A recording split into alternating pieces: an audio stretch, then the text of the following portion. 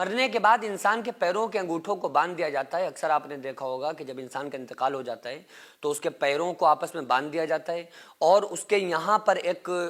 کپڑا باندھ دیا جاتا ہے جو سر سے ٹھڈی تک آتا ہے، تو وہ پورے چہرے پہ اس کے کپڑے کو باندھ دیا جاتا ہے۔ اس کی دو بڑی وجہ ہیں جس کی وجہ سے ایسا کام کیا جاتا ہے، اور اسلام میں اسلام اس بارے میں کیا کہتا ہے اس کو بھی اچھی طرح سے سمجھ لیجئے۔ انسان کی روح کا جو تعلق انسان کے جسم کے ساتھ ہوتا ہے، تو جب تک انسان جی رہا ہے، جب تک انسان چل رہا ہے، اور جب اس کی روح اس کے جسم سے نکل جاتی ہے تو انسان کا انتقال ہو جاتا ہے، وہ انسان مر جاتا ہے۔ تو روح کا جسم سے نکل جانا، وہ نکلتے ہی جیسے انسان کے جسم سے روح باہر نکلتی ہے تو انسان کا جسم، انسان کی باڈی کام کرنا بند کر دیتی ہے، اور اس کے بعد اس کا جسم یا تو پھولنے لگے گا اور جسم اس کا اکڑنا شروع کر جاتا ہے۔ جسم باڈی ٹھنڈی پڑ جاتی ہے، اس کے بعد جسم اس کا اکڑنے لگتا ہے۔ تو جہاں پر جو عضو اس کا ہوتا ہے وہ وہاں پر اسی طرح سے پھر وہاں پر اکڑ جاتا ہے۔ تو اس لیے سب سے پہلا کام اس کا کیا کیا جاتا ہے کہ اس کے دونوں ہاتھوں کو لے کر سینے کے اوپر رکھ دیا جاتا ہے۔ یہ لوگ کرتے ہیں کہ اس کے ہاتھوں کو سینے پہ رکھ دیتے ہیں، جبکہ اگر ہاتھوں کو آپ سیدھا بھی کر دیں گے تو اس میں بھی کوئی پرابلم نہیں ہے، آپ ہاتھوں کو سیدھا رکھیں۔ لیکن اگر کوئی سینے پر بھی رکھ دے تو بھی کوئی پرابلم نہیں ہے، سینے پر بھی ہاتھ رکھے جا سکتے ہیں، گنجائش ہے۔ اسی طرح سے اس کے دونوں پیروں کو باندھ دیا جاتا ہے تاکہ یہ پیر آپس میں جدا نہ ہو جائیں، آپس میں الگ نہ ہو جائیں، کیونکہ جو قبر کھودی جاتی ہے وہ بالکل تقریباً بڑی چھوٹی سی ہوتی ہے اور بالکل ناپ کی ہوتی ہے کہ اس میں نہ اگر مردے کے بہت زیادہ پیر آپس میں پھیل گئے تو اس کے بعد قبر میں اس کو رکھنے میں بڑی مشکل پڑے گی۔ اسی طرح سے جن لوگوں کے منہ وغیرہ کھل جاتے ہیں تو اپنی جگہ پہ پھر وہ کہیں اسی طرح سے اس کا جسم نہ کر جائے تو منہ کو پھیل جانے سے روکنے کے لیے منہ کے اوپر ان کے کپڑا باندھا جاتا ہے۔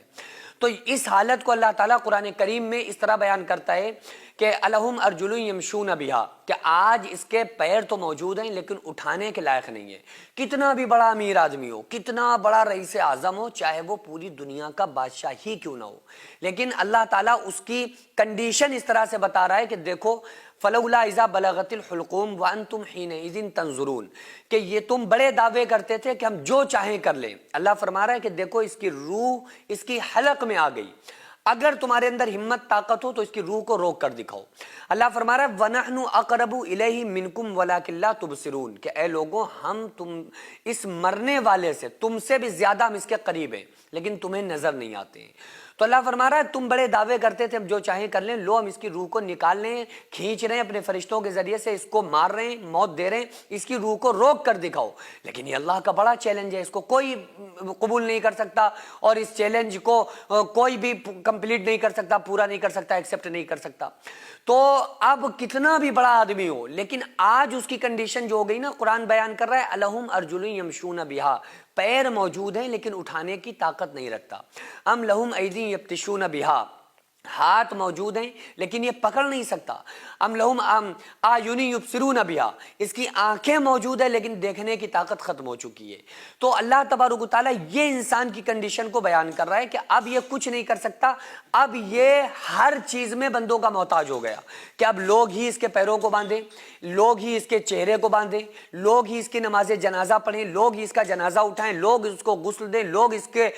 قبر میں اس کو اندر قبر میں لٹاریں، لوگ اس کو مٹی دیں۔ اب کوئی کچھ نہیں کر سکتا۔ اب قبر میں جانے کے بعد جو اس کی ساتھ ہوگا وہ اس کے اعمال کے اوپر ڈیپینڈ ہے کہ جو دنیا میں کام کیا کرتا تھا جیسے اس کے اعمال ہوں گے ویسا اس کے ساتھ آگے کا معاملہ ہوگا۔ وہ بچے جو بھوک سے بلبلا کے سو جایا کرتے تھے، وہ مائیں جو اپنے بچوں کو جھوٹا دلاسا دے کر سلا دیا کرتی تھی، آج ایسے 100 سے زیادہ ایسے گھر ہیں جن کو ہر مہینے ہماری سوسائٹی راشن دیتی ہے، وہ بچے آرام سے کھانے کھاتے ہیں اور آپ تمام لوگوں کو دعاؤں سے نوازتے ہیں۔ 100 سے زیادہ گھروں میں راشن دینا، ان کی دوا علاج کا خیال رکھنا، ان کی سردیوں میں کپڑوں اور لحاف کا اور بستروں کا کمبل کا انتظام کرنا، آپ لوگوں کے تعاون سے ہی غریبوں کے گھر میں راشن پہنچتا ہے۔ وہ بیوہ عورتیں جن کا کوئی سہارا نہیں تھا، وہ یتیم بچے جن کو کوئی پوچھنے والا نہیں تھا، آج الحمدللہ ان کے سروں پر ہاتھ ہے، آج الحمدللہ ان کو کسی بات کی کوئی پریشانی نہیں ہے۔ یہ صرف پاسبل ہوا ہے آپ لوگوں کے تعاون سے۔ میں رب کعبہ کی قسم کھا کے آپ کو بتاتا ہوں کہ میں تقریباً اپنی پرسنل اور ذاتی کمائی کا